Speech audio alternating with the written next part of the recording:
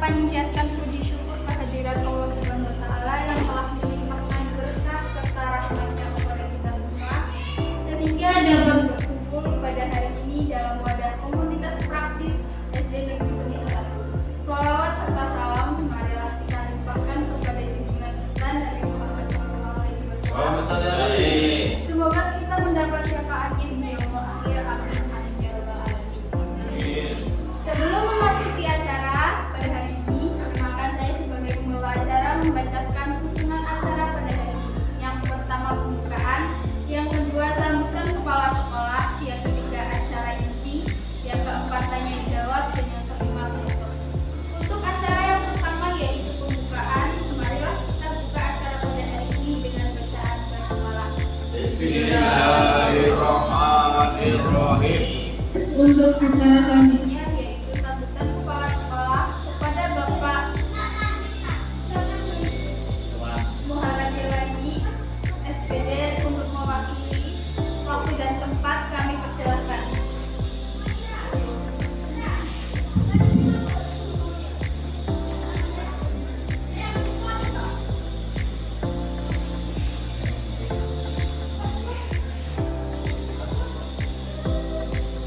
Assalamualaikum warahmatullahi wabarakatuh. Waalaikumsalam warahmatullahi wabarakatuh. Alhamdulillahirabbil alamin. Wa bihi nasta'in ala umuri din wa ala alihi wa sahbihi ajmain. La haula wa la quwwata illa billahil aliyyil azim. Yang terhormat Bapak Ibu guru SD Negeri Seni 1,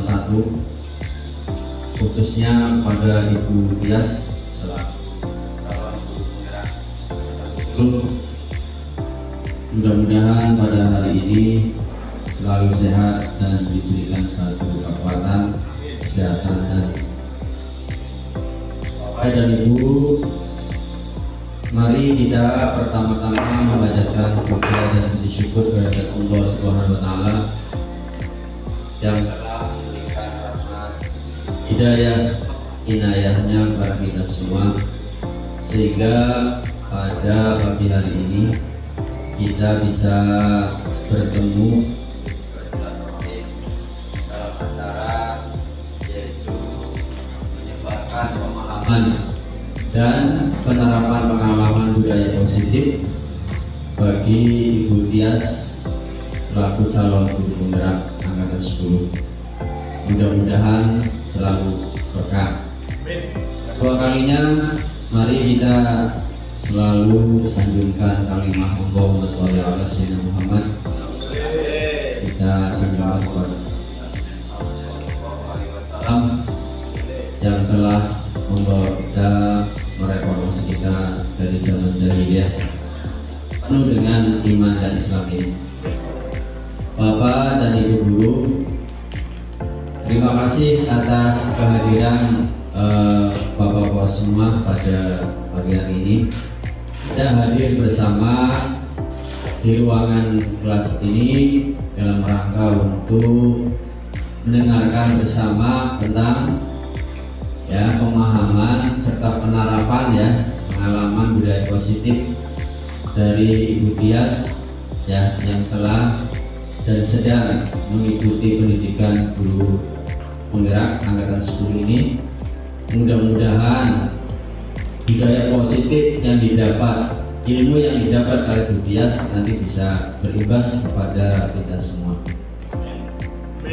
Yang kedua, Bapak dan Ibu, mari kita ikuti kegiatan ini dengan semangat, semangat kebersamaan, semangat untuk mendorong kawan, semangat untuk memberikan satu motivasi kepada rekan kita yang sedang mengikuti pendidikan guru penggerak angkatan 10 ini. Mudah-mudahan apa yang dikerjakan, apa yang dilaksanakan oleh Bu Tias menjadi satu motivasi bagi kita semua, sebagai motivator bagi kita semua untuk ikut bergabung atau ikut nanti kita mengikuti seperti jejak Bu Tias dan saya sendiri. Alhamdulillah, saya mohon izin mewakili kepala sekolah pada pagi hari ini untuk menyampaikan sesuatu yang harus kita bersamai ya, dalam rangka untuk menunjang serta mendorong tadi apa yang saya katakan. Mudah-mudahan kegiatan pada pagi hari ini untuk penerapan pengalaman budaya positif yang dilaksanakan oleh Bu Tias ini nanti kita ada manfaat untuk kita, sehingga kita mempunyai satu pengalaman bersama apa yang telah didapat oleh Bu Tias nanti juga berimbas pada kita semua. Bapak dan Ibu, itu saja yang bisa saya sampaikan pada pagi hari ini.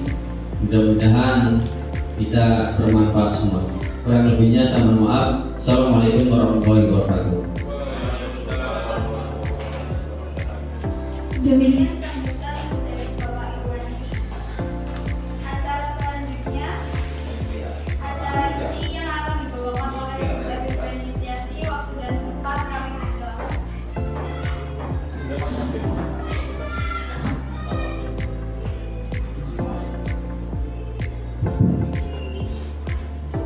Assalamualaikum warahmatullahi wabarakatuh.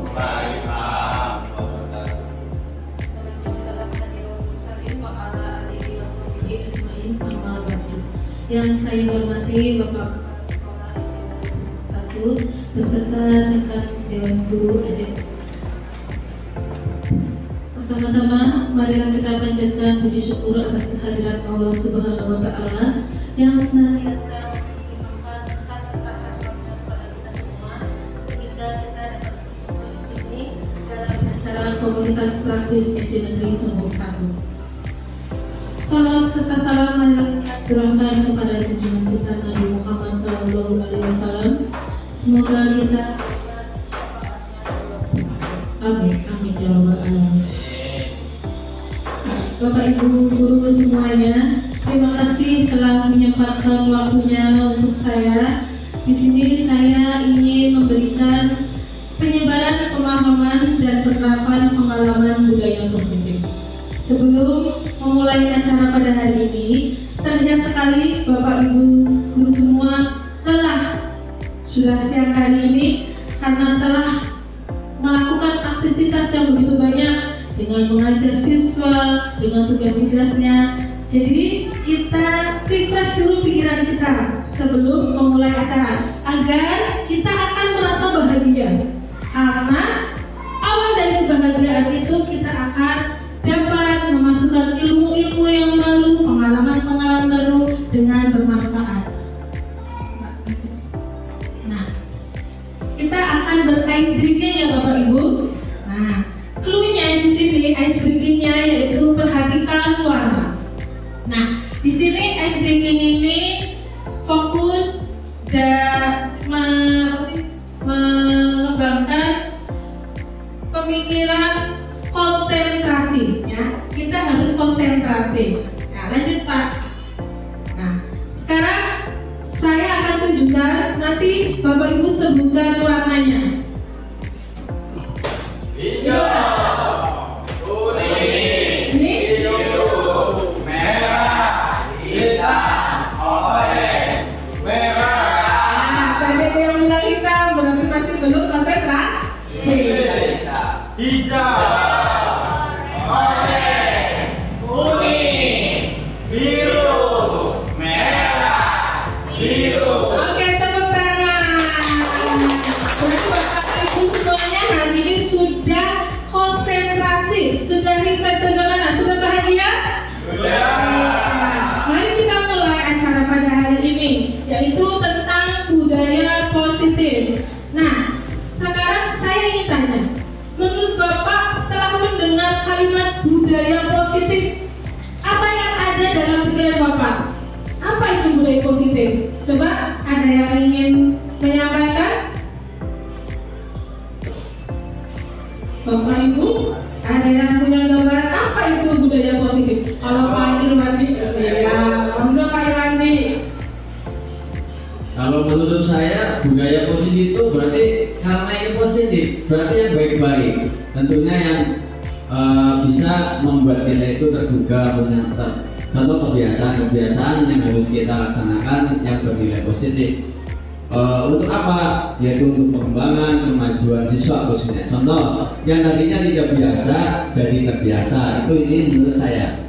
Jadi contoh anak-anak itu sebelum mulai pelajaran kita baris dulu ya di depan kelas, latihan bersiap, kemudian latihan berbaris, juga latihan dan sebagainya itu. Misalkan cara bersalaman yang betul, cara menyampaikan yang betul. Itu menurut saya.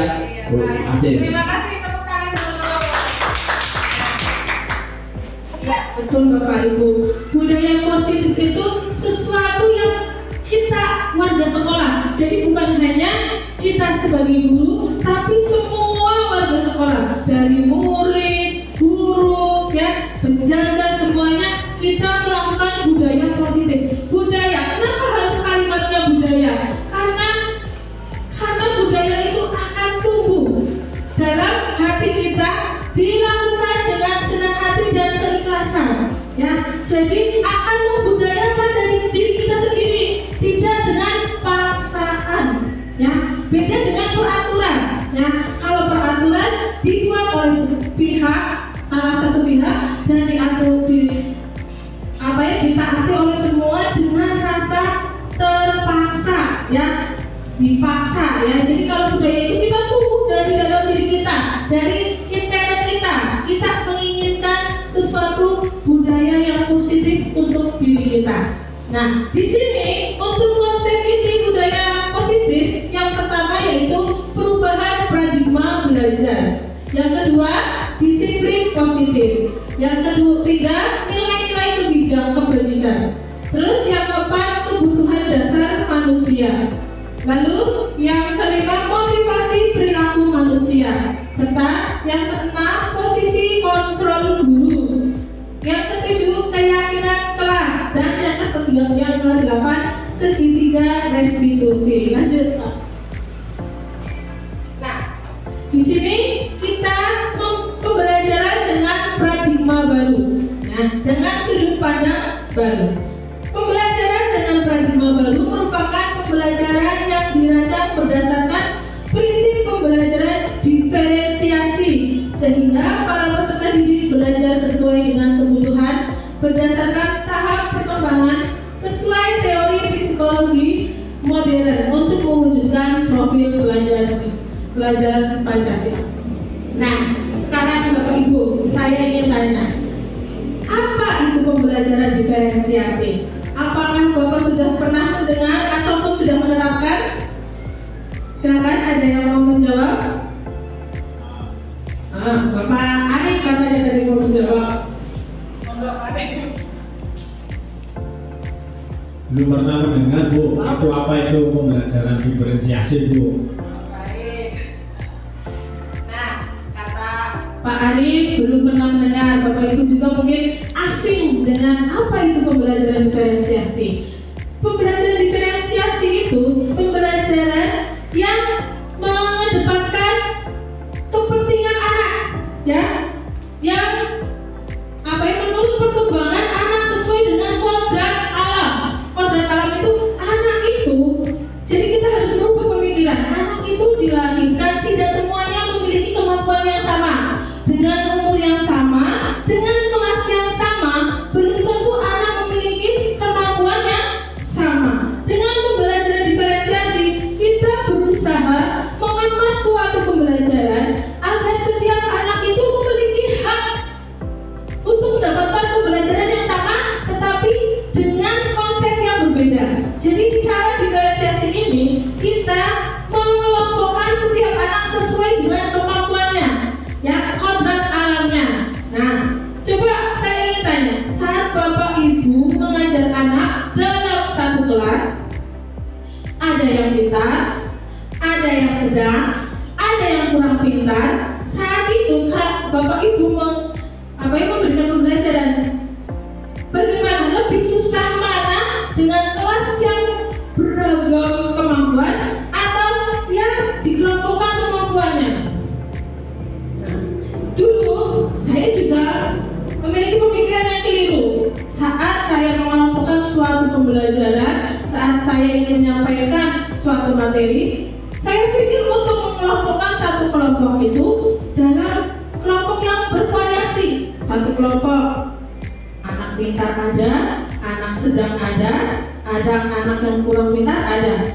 Dengan tujuan, dengan harapan anak yang kurang pintar akan mencontoh anak yang pintar, akan termotivasi. Ternyata hal itu tidak efektif. Karena apa? Saya fokus di nilai, ya. Tapi saat ini kita merubah pola pikir kita. Jangan terfokus pada nilai, tapi terfokus pada diri anak. Bagaimana anak mendapatkan pembelajaran itu dengan utuh? Bagaimana? Yaitu dengan cara diferensiasi.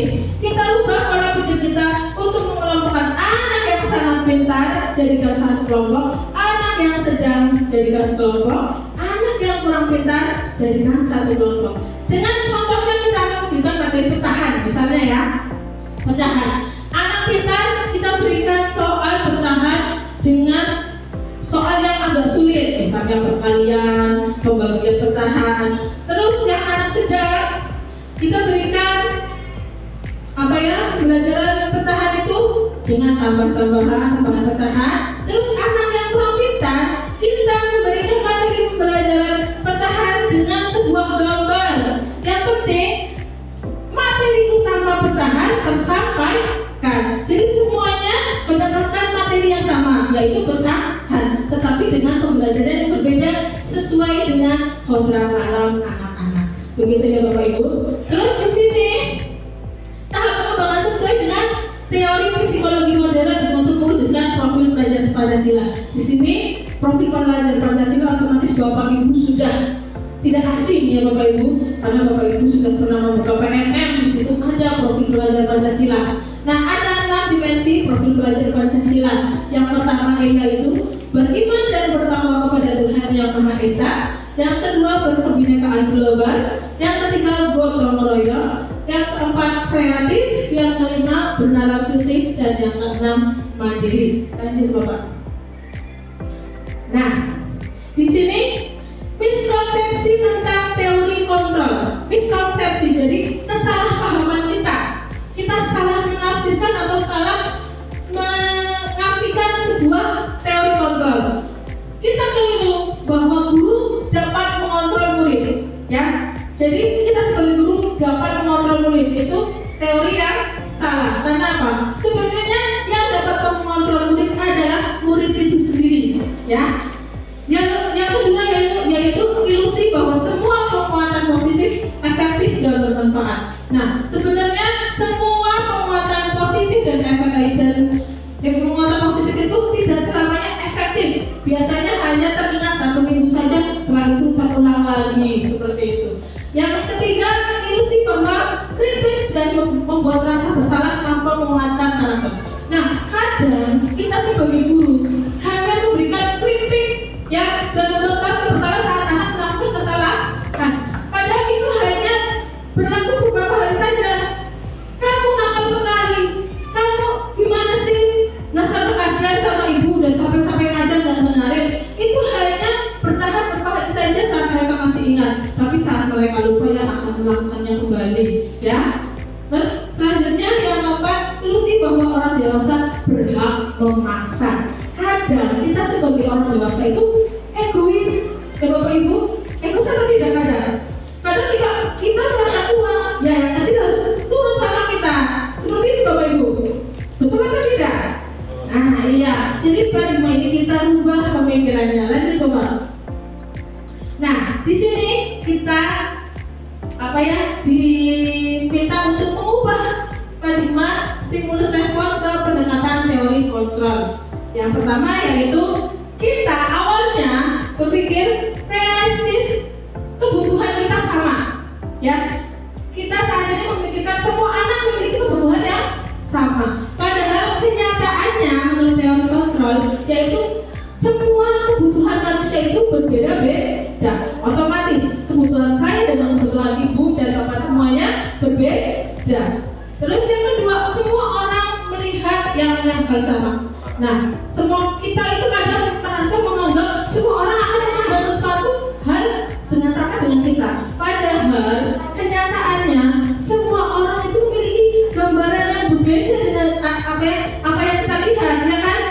Nah, misalnya warna, kita suka warna orange atau kita suka warna ungu, belum tentu Bapak Ibu juga menyukai warna itu. Jadi kenyataannya bahwa kita semua tidak memiliki pandangan yang sama tentang ini. Ya. Nah, selanjutnya kita mencoba merubah orang untuk berpandangan sama. Nah, kita mencoba merubah orang.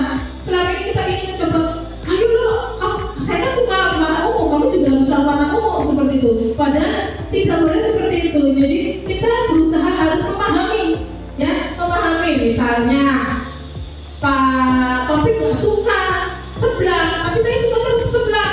Jadi hari ini menu makanannya seblak aja, padahal yang lain nggak suka. Jadi kita harus memahami apa yang teman kita tidak sukai. Nah, selanjutnya perilaku buruk dilihat sebagai sebuah kesalahan. Nah, di sini sering sekali kita lakukan, saya juga sering. Jadi saat anak melakukan kesalahan, kita melakukan perilaku buruk, kita selalu menganggap mereka itu salah. Ya, anak nakal, anak yang tidak mau diatur seperti itu kan, kita selalu menyalahkan anak. Padahal semua perilaku memiliki tujuan. Jadi saat anak nakal, saat anak melakukan perbuatan kesalahan, itu pasti ada tujuannya. Ya, apa kadang tujuannya ingin diperhatikan, tujuannya karena bete, tujuannya karena lagi cari perhatian sama pacarnya atau temennya, atau ingin disayang dengan gurunya, ya. Jadi pasti setiap tindakan perilaku anak ataupun kita itu pasti ada tujuannya, Ibu ya. Nah, selanjutnya orang lain bisa mengontrol saya. Nah, pola pikir ini harus dirubah. Yang dapat mengontrol kita hanya diri kita sendiri, bukan orang lain. Jadi saat kita ingin merubah diri, ya kita yang harus mau berubah, bukan karena orang lain. Apalagi hanya karena sebuah penghargaan atau penghormatan. Selanjutnya, model berpikir menang kalah. Nah, kadang kita berpikir apa ya, kita merasa menang dan merasa kalah. Tapi sebaliknya kita harus berpikir menang-menang. Jadi saat anak melakukan kesalahan, saat kita melakukan kesalahan, kita harus mencari solusi bagaimana cara agar kita dapat memperbaiki diri. Selanjutnya, nah di sini kita akan membahas dengan disiplin positif. Disiplin berasal dari kata disiplinia yang artinya belajar. Ya, disiplin mengacu pada disiplin diri yang memiliki tanggung jawab terhadap apa yang kita lakukan berdasarkan nilai-nilai yang diyakini. Disiplin positif merupakan salah satu cara menerapkan disiplin yang bertujuan untuk menumbuhkan kesadaran serta memberdayakan peserta didik tanpa imbalan, penghargaan atau reward, ancaman atau hukuman. Nah, di sini berarti saat kita melakukan disiplin itu harus dengan kesadaran diri, bukan karena sebuah hukuman ataupun penghargaan. Kadang selama ini yang kita jalankan di sini sebuah peraturan, anak akan terpaksa melaksanakannya, ya, hanya karena takut dengan hukuman, ya, takut dengan ancaman, atau hanya ingin diberi penghargaan. Nah, sebagai pendidik tujuan kita adalah menciptakan peserta didik yang memiliki disiplin diri sehingga mereka berperilaku mengacu kepada nilai-nilai kebajikan universal dan memiliki motivasi intrinsik dalam perubahan perilaku ke arah yang lebih baik. Kebajikan universal itu kebajikan yang menyeluruh, yang meluas, tidak hanya satu saja. Jadi kita dapat melakukan segala sesuatu yang menurut kita baik sesuai dengan nilai-nilai kebajikan. Lanjut. Nah, di sini nilai-nilai kebajikan yang contoh-contohnya yaitu di profil Pancasila, yaitu beriman, bertakwa kepada Tuhan Yang Maha Esa dan berakhlak mulia, berkebinekaan global, gotong royong, mandiri, kreatif dan bernalar kritis.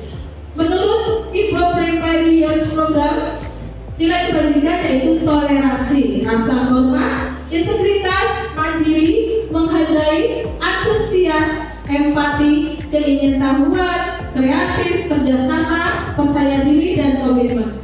Lalu, menurut keterampilan hidup, nilai-nilai kebajikan yaitu dapat dipercaya, lurus hati, pendengar yang aktif, tidak merendahkan orang lain, dan memberikan yang terbaik dari kita. Saya yakin Bapak Ibu sudah mendapatkan atau sudah menerapkan semua nilai-nilai kebajikan kebajikan yang ada di sini. Lanjut coba. Nah, di sini kebutuhan dasar manusia. Kebutuhan dasar manusia adalah segala sesuatu yang kita lakukan untuk mendapatkan apa yang kita inginkan. Seluruh tindakan yang kita lakukan memiliki tujuan tertentu, dan semua usaha terbaik yang kita lakukan adalah dalam rangka agar kebutuhan dasar kita terpenuhi dengan baik. Lanjut Pak. Nah, di sini ada 5 kebutuhan dasar manusia. Yang pertama, bertahan hidup. Nah, di sini bertahan hidup contohnya makanan, pakaian, tempat tinggal, keamanan, dan kesehatan. Lalu yang kedua, kebutuhan akan kasih sayang dan rasa diterima. Nah, di sini nanti kita akan bisa menerapkan. Sebenarnya anak ini saat melakukan kesalahan, melakukan perbuatan itu, kebutuhan apa yang ingin mereka penuhi dari 5 ini. Nah, nanti kita akan dapat mencarikan solusi dan bagaimana cara menanganinya. Nah, yang kedua, kasih sayang dan rasa diterima. Itu yaitu rasa diterima, dipedulikan, berbagi, kerjasama, menjadi bagian dalam kelompok.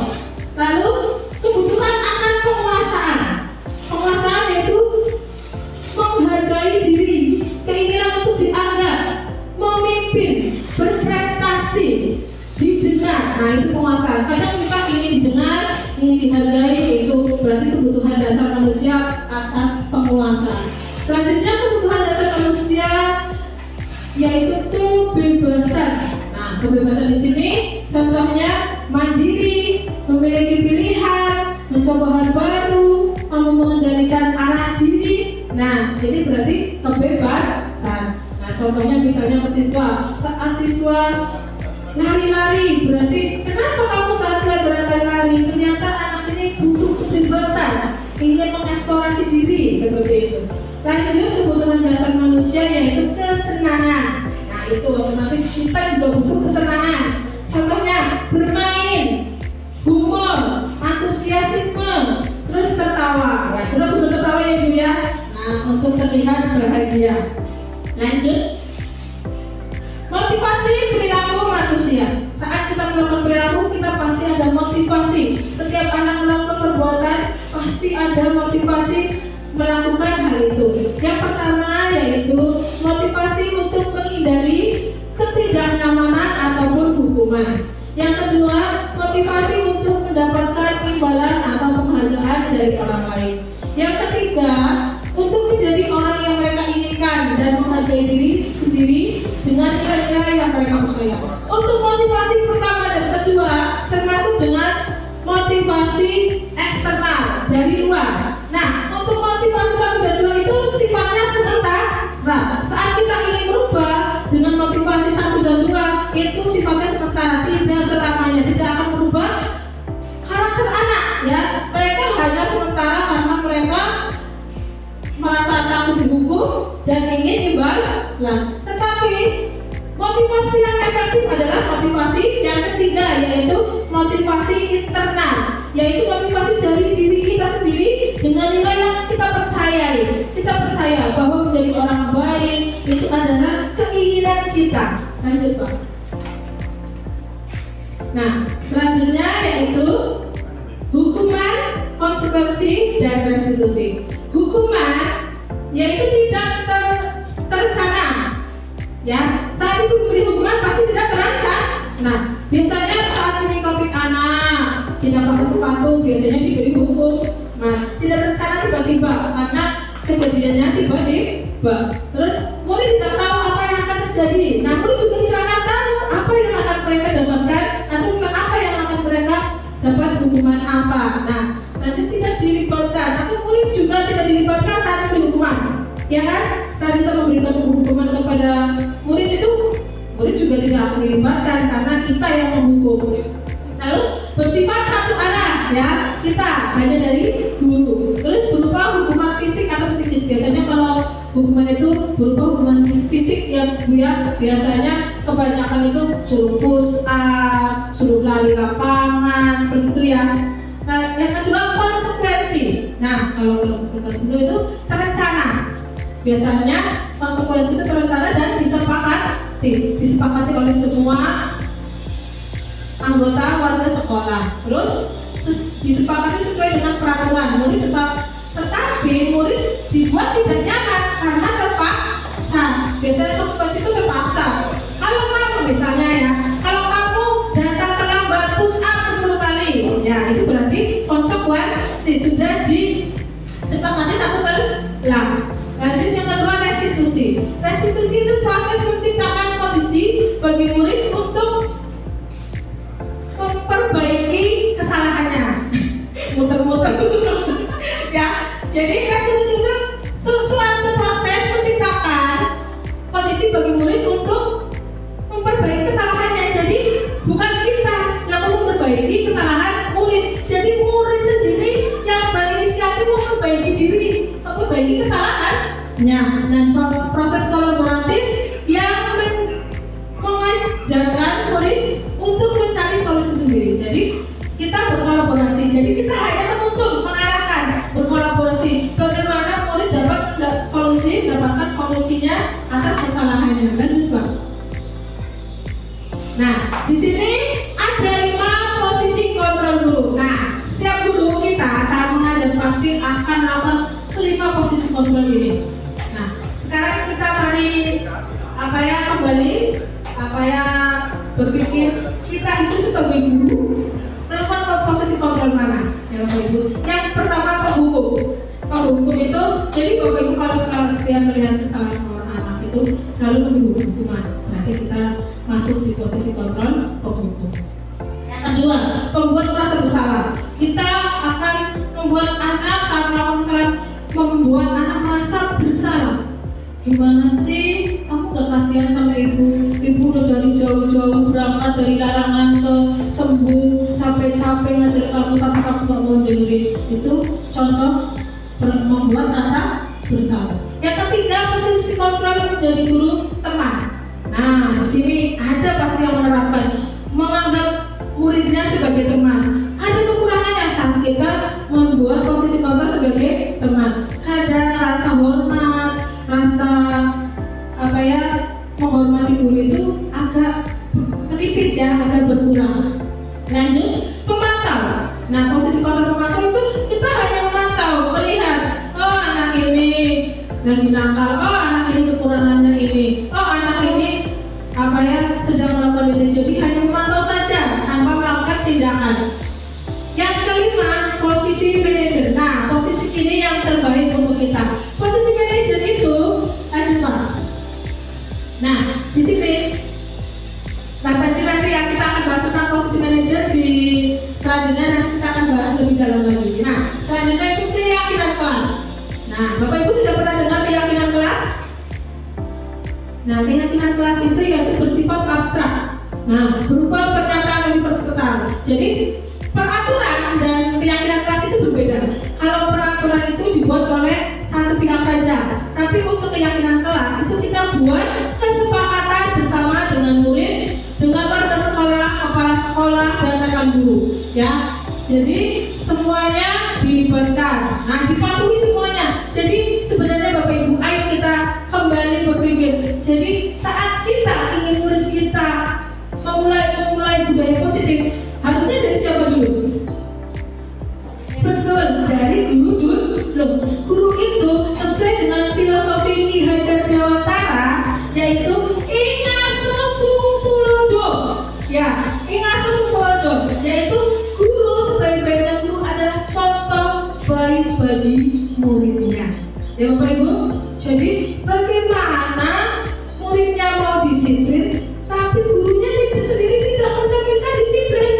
Ya, bagaimana muridnya ingin patuh, tapi terlihat gurunya itu tidak patuh. Jadi sebaik-baiknya guru adalah contoh terbaik untuk muridnya. Nah, selanjutnya di sini dibuat dengan pernyataan positif. Jadi keyakinan kelas ini dibuat dengan pernyataan positif, bukan negatif. Contoh negatif, dilarang buang sampah sembarangan, itu kalimat negatif. Ya, kalau positif itu menjaga lingkungan, itu berarti maksudnya kalimat positif. Tanpa kalimat dilarang, tidak boleh, itu berarti maksudnya kalimat negatif. Dan bermakna universal. Universal itu misalnya kalau hanya mau buang sampah pada tempatnya, itu berarti contohnya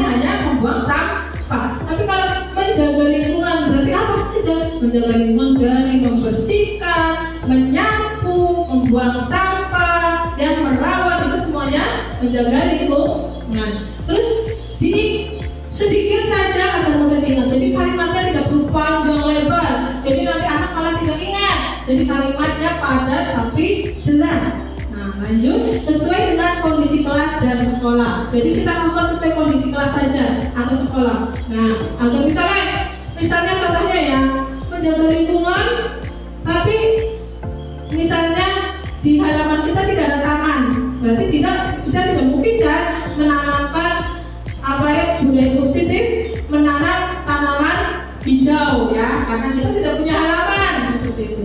Lalu sehingga mudah diterapkan. Jadi harus sesuai dengan kondisi kelas dan mudah diterapkan. Semua warga sekolah, warga kelas dilibatkan saat membentuk keyakinan kelas. Nah, semuanya dilibatkan. Lanjut.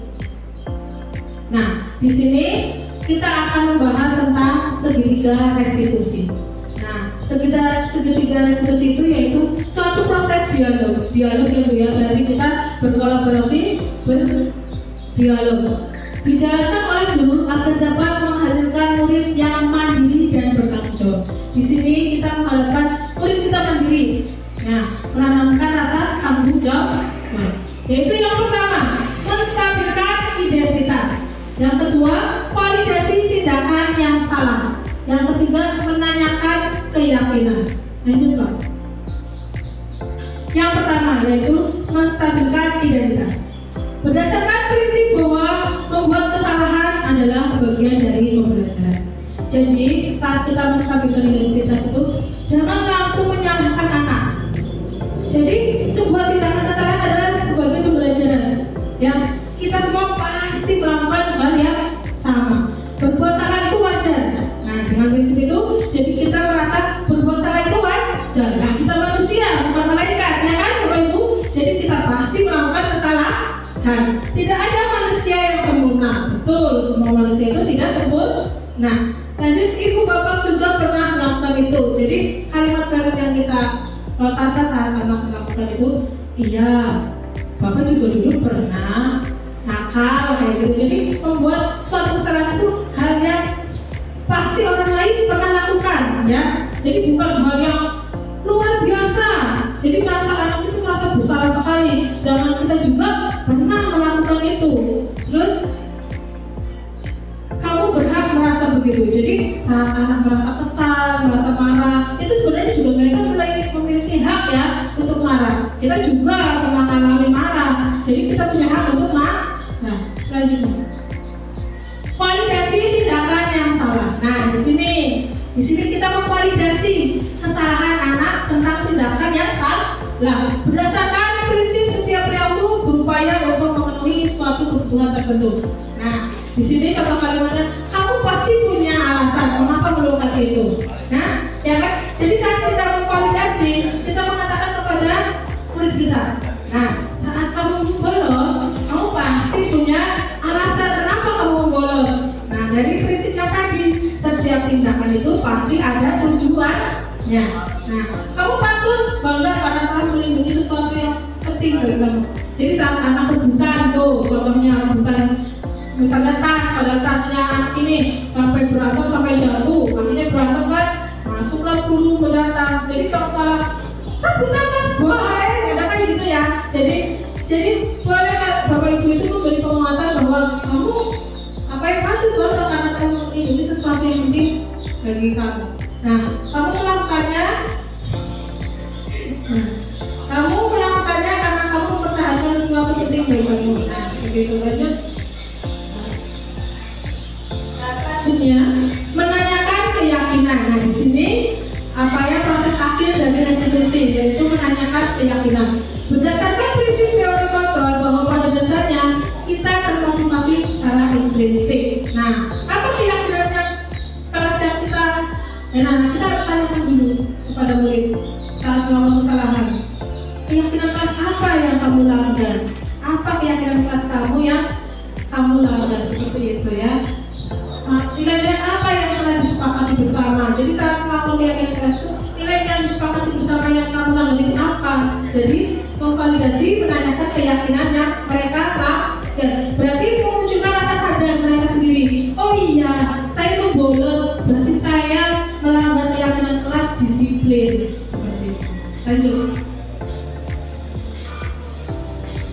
Nah, maksud itu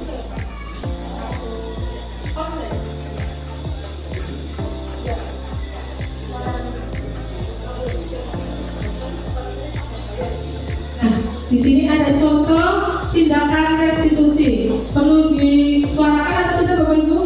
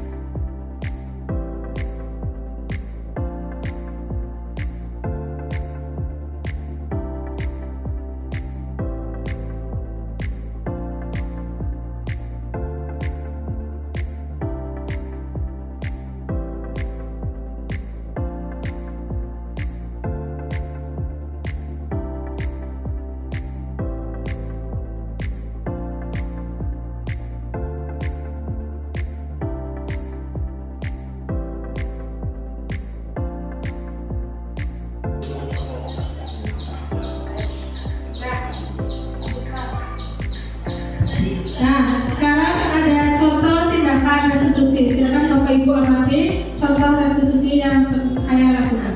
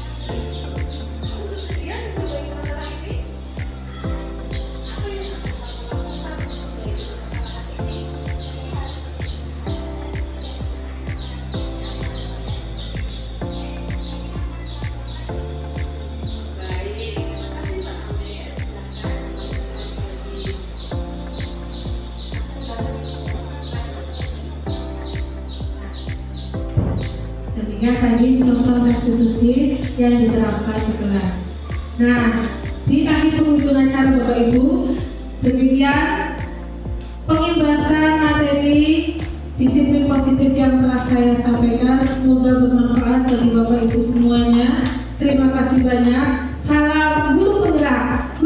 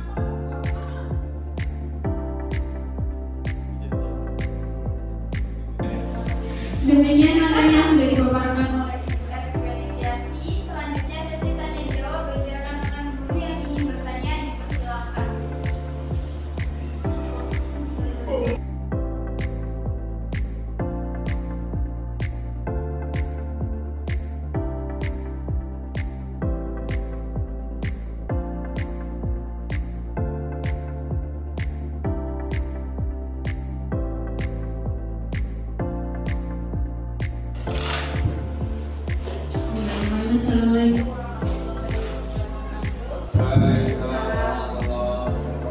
Ya, tadi dijelaskan tentang posisi moralitas sebagai manajer itu sendiri, tapi tadi belum menjelaskan yang mohon diterangkan seperti apa.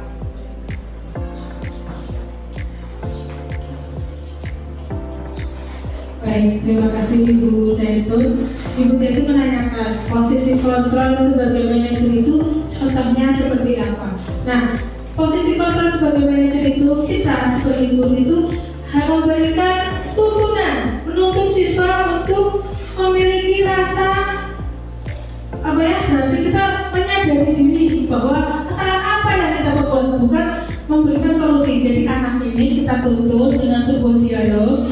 Jadi membuat anak itu menyadari apa yang mereka lakukan, kesalahan apa yang mereka perbuat, bagaimana cara menyelesaikannya, seperti itu dulu. Jadi kita sebagai manajer bukan sebagai penghukum. Kalau penghukum, setiap kita melihat sebuah kesalahan, kita langsung menghukum anak. Ya, kita sebagai teman kita langsung gimana sih kamu lakuin itu, kamu gak kasihan sama ibu. Nah, itu posisi sebagai teman. Nah, tapi di sini sebagai manajer kita harus mencari tahu dulu permasalahannya itu apa. Ya, kita dialog dengan murid dengan segitiga restitusi, menggunakan segitiga restitusi, yaitu menstabilkan identitas dulu. Jadi apa yang diperbuat anak, dengan tujuan apa dia melakukannya. Terus mereka harus menyadari apa yang mereka langgar, apa yang mereka langgar dari keyakinan kelas yang mereka sepakati. Lalu bagaimana solusi mereka untuk dapat merubah diri, seperti itu. Cukup jelas? Oke, terima kasih.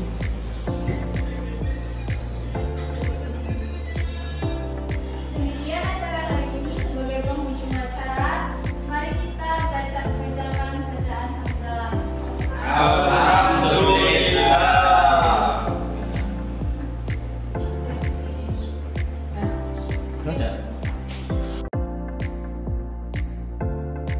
Assalamualaikum warahmatullahi wabarakatuh. Waalaikumsalam warahmatullahi wabarakatuh. Apa kabar anak-anak? Alhamdulillah luar biasa. Iya, alhamdulillah luar biasa. Hari ini sangat semangat sekali. Nah, kali ini kita akan membahas tentang keyakinan kelas. Siapa yang tahu keyakinan kelas itu apa? Ada yang pernah dengar keyakinan kelas itu apa? Ada apa ya? Suatu hal atau peraturan yang Nah, iya, peraturan. Nah, bedanya keyakinan kelas dengan peraturan sama, tapi ada perbedaannya.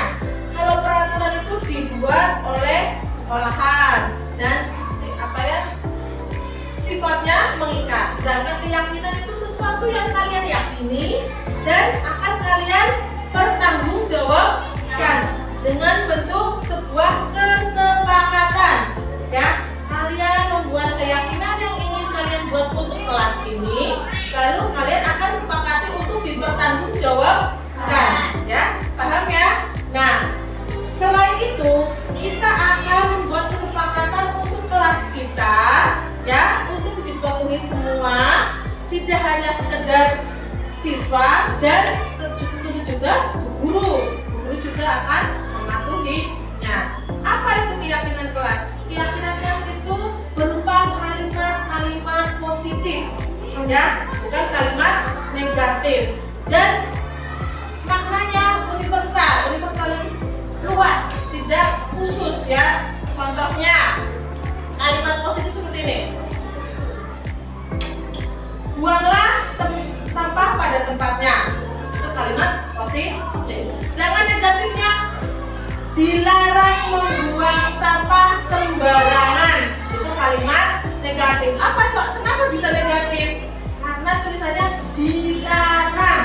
Nah, dilarang itu berarti sebuah contoh kalimat negatif. Nah, kita kali ini akan membuat kesepakatan kelas dengan menggunakan kalimat-kalimat positif dengan makna universal. Misalnya, contoh tadi ya, membuang sampah pada tempatnya. Ya, berarti masuknya dalam kategori apa? Misalnya menjaga lingkungan, Ya, kenapa universal menjaga lingkungan? Karena menjaga lingkungan itu bisa tidak hanya sekedar membuang sampah pada tempatnya, tapi merawat, menyapu, membersihkan, menyiram pohon, itu namanya semua masuk dalam menjaga lingkungan. Berarti satu kalimat tapi maknanya luas. Beda kalau kita hanya menulis dilarang membuang sampah pada sembarangan, misalnya kayak gitu, itu berarti maknanya satu, hanya membuang sampah. Tapi kalau yang universal itu menjaga lingkungan, berarti dari membuang sampah, ya, dari membersihkannya, dari merawatnya, itu termasuk menjaga lingkungan. Nah, kali ini Ibu akan membagikan sticky note. Nanti kalian akan menuliskan keyakinan kelas apa yang kalian inginkan di kelas ini, ya. Kalian ingin kelas kalian itu seperti apa, ya? Silakan nanti dituliskan. Setelah kalian menulis dalam sticky note ini, nanti kalian tempelkan di papan keyakinan kelas. Nah, nanti Ibu akan menyortir atau menyamakan mana yang maknanya universal, satu makna, itu nanti kita akan sortir dia menjadi keyakinan kelas. Ya, baik Ibu bagikan. Nanti kita tempelkan karena sudah ada linknya.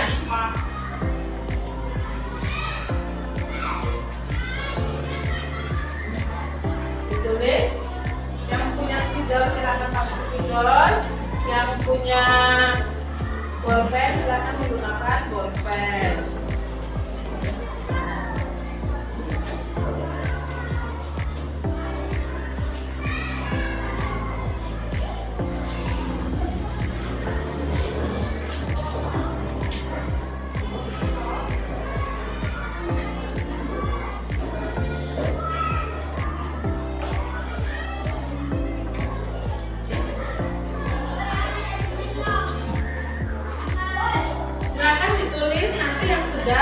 Tempelkan di kertas keyakinan kelas. Ada yang sudah? Silakan ditempelkan. Mas Khalid dan Mas itu apa sih Mas Yahya? Ini yang nanti ya. Nah, ya. Lanjut, sudah.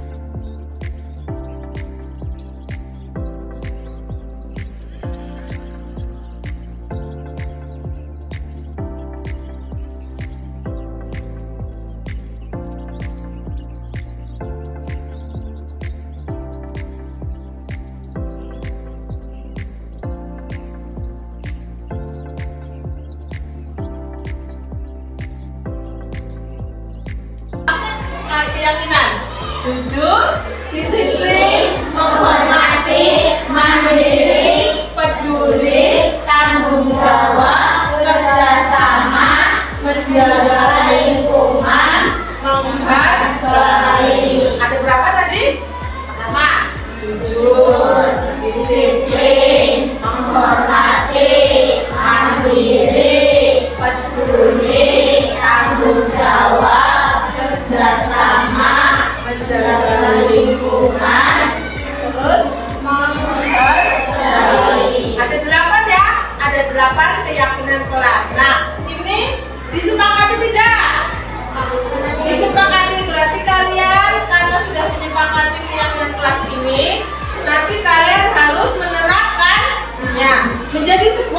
dengan kelas kalian, keyakinan kalian untuk dapat menjalankannya.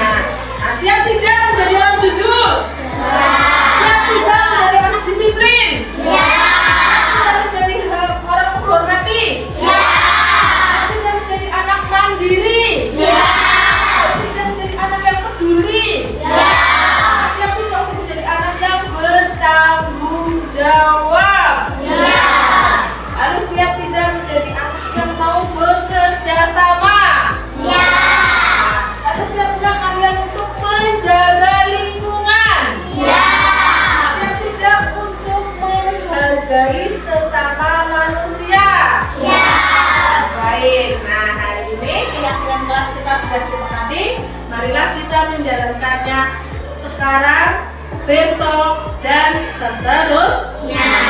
Assalamualaikum warahmatullahi wabarakatuh. Waalaikumsalam.